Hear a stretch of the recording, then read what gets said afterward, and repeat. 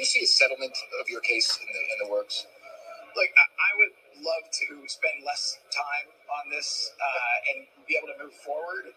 You know, the one thing that Ripple cares about more than anything, and really for the whole XRP ecosystem, is that there's clarity going forward that XRP is not a security. If that's not in the cards in the settlement, then there's nothing to settle. Hey, everybody. It's Eddie from Tokyo. This is your cryptocurrency update from Japan, and that was Ripple CEO Brad Garlinghouse.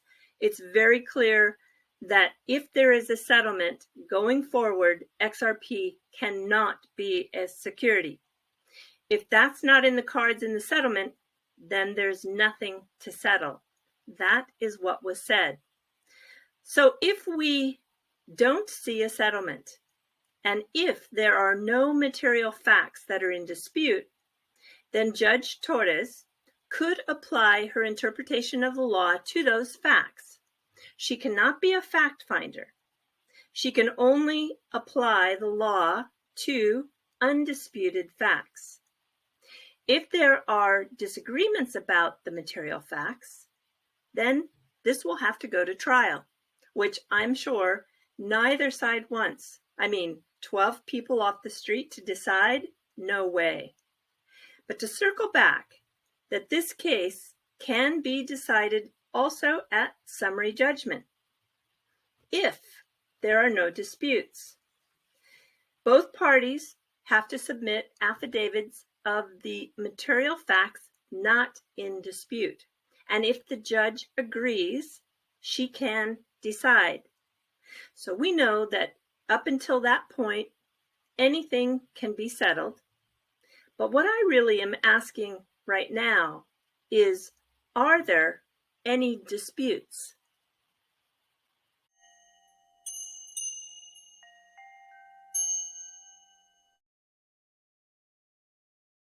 Did you hear? 4,000 artists have been onboarded to the XRP Ledger.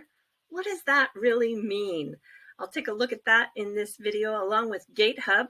Gatehub added the wrapped XRP, GALA, USD Tether, and USDC coin. Why it matters. And then 3 clips from writer, investor, and economic publicist that is talking about why the dollar won't disappear.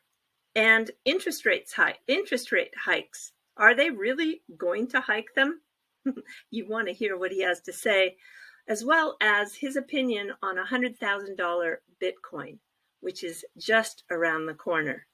So do stay with me and let's get right to it.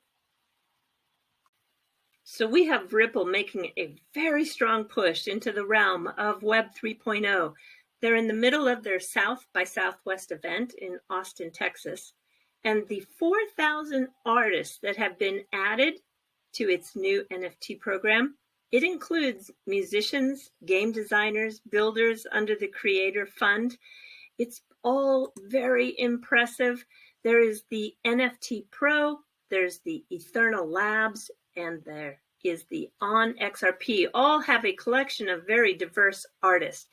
This Ethernal Labs is quite interesting because they are going to pioneer cross-chain interoperability with royalty structures and co-ownership functionality. That is really interesting to me. The press release that came out on the 10th of March illustrates how quickly the XRP Ledger will be the hub for a tokenized future, with the native token, XRP, being the lifeblood for its functionality. This was a huge tweet from Monica Long. I'm not sure everybody really got it. We have the USDC stablecoin and USD Tether live now on the XRP Ledger via Gatehub.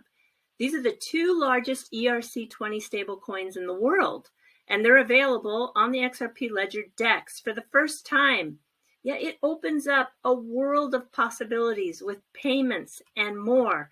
Let me just weigh in on this a little bit more. Gatehub is a XRP Ledger wallet. They've been so since 2015. They also have integrated with CoinCover insurance, if that is something that interests you.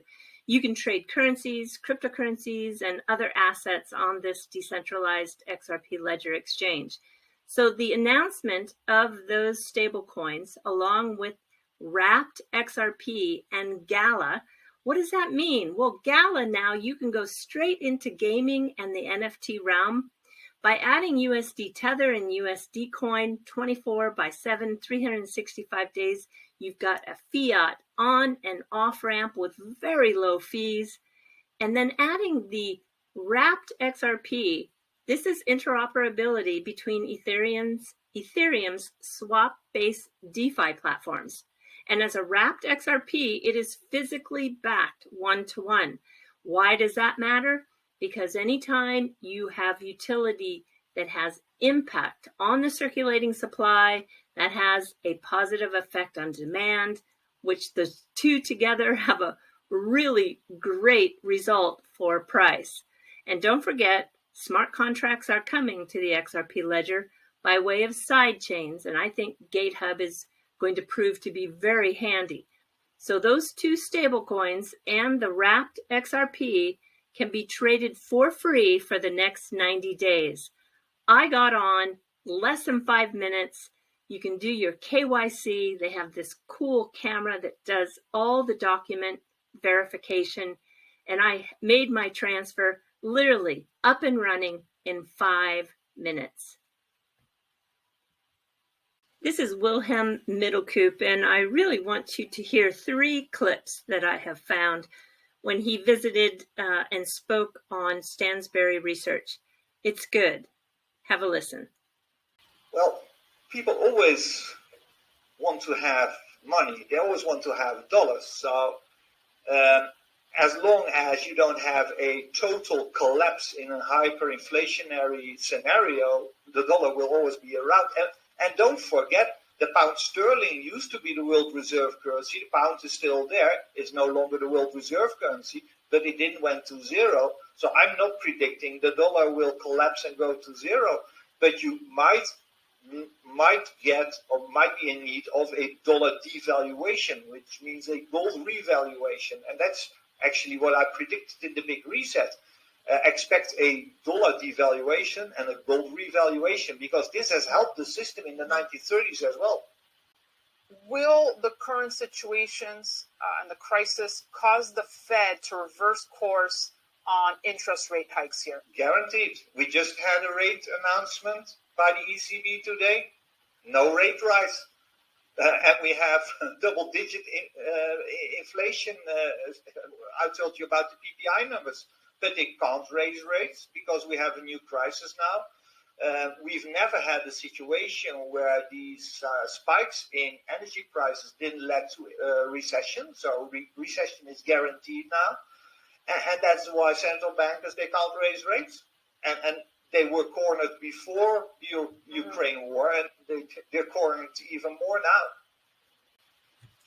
Why do you think we saw crypto rally given the announcement of regulatory landscape changing here in the U.S.?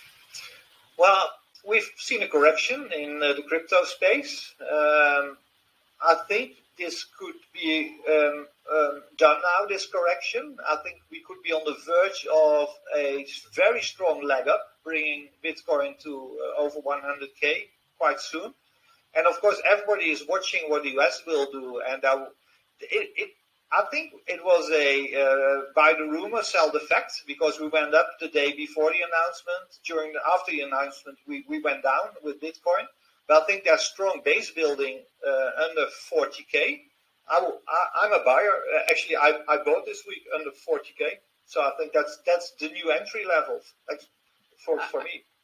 And now we're jumping to the fluff. What you're looking at is the Nijo Castle in Kyoto. It is the former home to the shogun when he visited Kyoto. He normally resided in Tokyo, which was then called Edo. But when he did go to Kyoto, this is where he stayed. The property is just massive. It is surrounded by an inner moat and an outer moat. It's some 275,000 square meters. Just really a magnificent place to visit. There is the main gate here called the Karamon, This is a gate that only the highest ranking visitors could pass through. The property has more than 3,600 paintings and more than 1,000 items designated as important cultural assets. It was constructed in 1601 and then completed in 1603. But what I think you'll find very curious are the wood floors or hallways called uguisuibari, and they're floors that make a chirping sound when they are walked on. This creaking sound, of course, would reveal anybody who was walking through the halls. So it was a form of protection to make sure that you were detected in case you weren't supposed to be there. The sound comes from the rubbing together of nails. The nails sound like a chirping bird, and they are thought to be the chirping bird sound of the nightingale. This is a common songbird in Japan. And I'm going to play for you a real songbird that's chirping, followed by the wood floors, what they sound like when they creak. It's, I think, very fun. And then there'll be Rao Paul taking you out with some very wise words. So until next time, do take care. Sayonara for now. Bye-bye.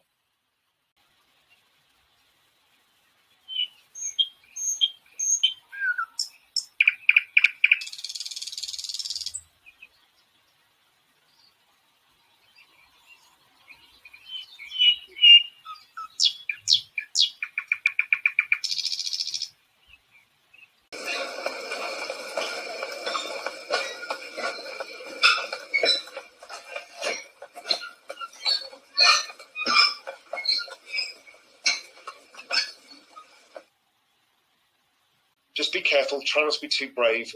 This is not the time to think that you know it all, because you don't, and nor do I. So everything has a shifting probability, and we just need to be on top of the news flow. It's another thing to remember with news flow. There's an enormous amount of propaganda from every side, so you don't know the truth, and you will never know the truth. You will never know whether Russia is exactly meeting its plan, or whether every tank is falling apart because it's ancient and the Russians have no will to fight. All of that is propaganda. What the truth is, nobody knows. And it's usually a bit of both. So just again, keep your filter up. Just filter it out and just look at the top level. You know, where are things moving? What is going? Without trying to be too clever in making assertions, because I've seen many people blow up their entire P&L by thinking they know what's going on when really they don't.